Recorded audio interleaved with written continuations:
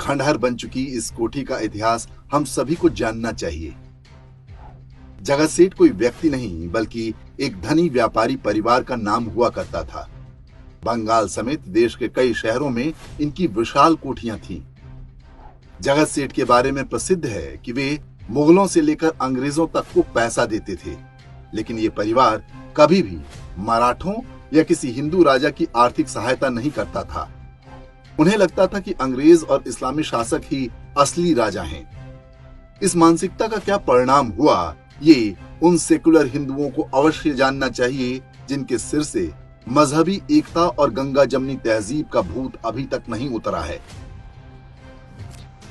पहले एक नजर जगत सेठ परिवार के इतिहास पर। 17वीं शताब्दी में राजस्थान के नागौर से सेठ हीरानंद साहू का परिवार पटना में आकर बस गया। उनके बेटे माणिक चंद ने व्यापार को पूरे देश में फैलाया। बंगाल के दीवान ने उन्हें पूरे राज्य में लगान वसूलने का काम दे दिया। इसके बाद तो मानो उनकी लॉटरी ही लग गई। पटना के रास्ते बंगाल के पूरे व्यापार तंत्र पर एक प्रकार से जगत सेठ का आधिपत्य हो गया। उस कालखंड में जगत सेठ की संपत्ति की तुलना बैंक ऑफ इंग्लैंड से की जाती थी। हाउस ऑफ जगत सेठ के लेखक J.H. लिटिल ने जगत सेठ परिवार की तुलना विश्व विख्यात बैंकर रॉथशील्ड से की है।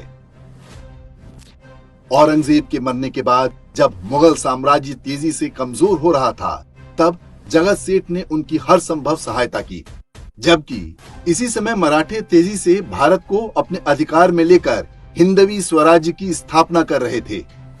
माना जाता है कि यदि मराठों के पीछे जगत सेठ जैसी फंडिंग होती तो आज भारत का इतिहास कुछ और ही होता। जगत सेठ परिवार बाद के समय में अंग्रेजों के साथ मिलकर गद्दारी करने वाले मीर जाफर का करीबी हो गया। कहते हैं कि जगत सेठ ने मीर जाफर को नवाब बनाने के लिए उस दौर में 2 करोड़ 80 लाख रुपए खर्च किए थे। वर्ष 1757 में प्लासी के युद्ध के बाद अंग्रेजों ने बंगाल पर कब्जा कर लिया और जगत सेठ घराने से ऋण के रूप में लिया धन लौटाने से मना कर दिया। बंगाल के नए नवाब मीर जाफर ने मुर्शिदाबाद का टकसाल जगत सेठ से छीनकर अंग्रेजों को सौंप दिया। बाद में मीर जाफर के दामाद कासिम ने जगत सेठ मेहताब राय और उनके भाई स्वरूप चंद को गंगा नदी में डुबोकर मार डाला और परिवार की सारी संपत्ति, सोना चांदी लूट लिया। इतना ही नहीं, उसने परिवार की स्त्रियों को सेक्स स्लेव अर्थात अपनी भोगदासी बना लिया। इस घटना के बाद जगत सेठ परिवार पूरी तरह से बिखर गया। बाद में अंग्रेजों ने थोड़ी बहुत पेंशन बांध दी, उसे भी कुछ दिन बाद बंद कर दिया गया। ये कहानी मति भ्रमित हिंदुओं के लिए एक सबक है, जिन्होंने अपने ही इतिहास से कुछ न सीखने की कसम खा रखी है। उन्हें अपने ही हिंदू शासक से हजारों शिकायतें रहती हैं, इस सीमा तक कि वे शत्रु की कठपुतली बनकर अपने लिए ही कब्र खोदनी शुरू कर देते हैं।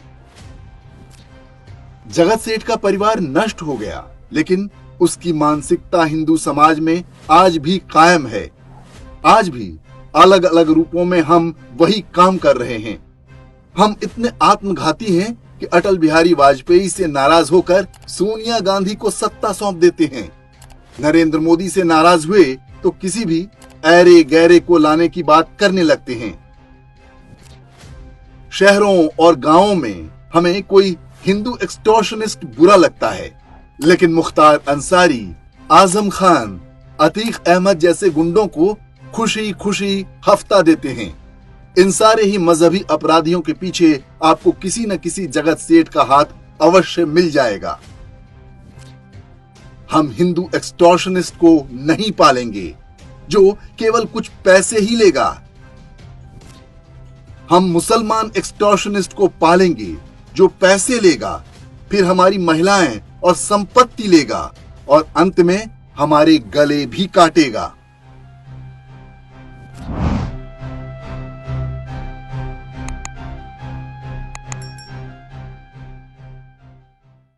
इंडेक्स ऑनलाइन के वीडियो समाज को समर्पित हैं। आप इनको डाउनलोड करके जैसे चाहे वैसे प्रयोग कर सकते हैं। चाहे तो आप हमारे टेलीग्राम चैनल से जुड़ सकते हैं। वहां सारे नए पुराने वीडियो आपको मिल जाएंगे। हमारे सोशल मीडिया लिंक हर वीडियो के डिस्क्रिप्शन में होते हैं। हमारा एकमात्र उद्देश्य हिंदू समाज को जागृत और एकजुट करना है। इसमें सहभागी बने। धन्यवाद।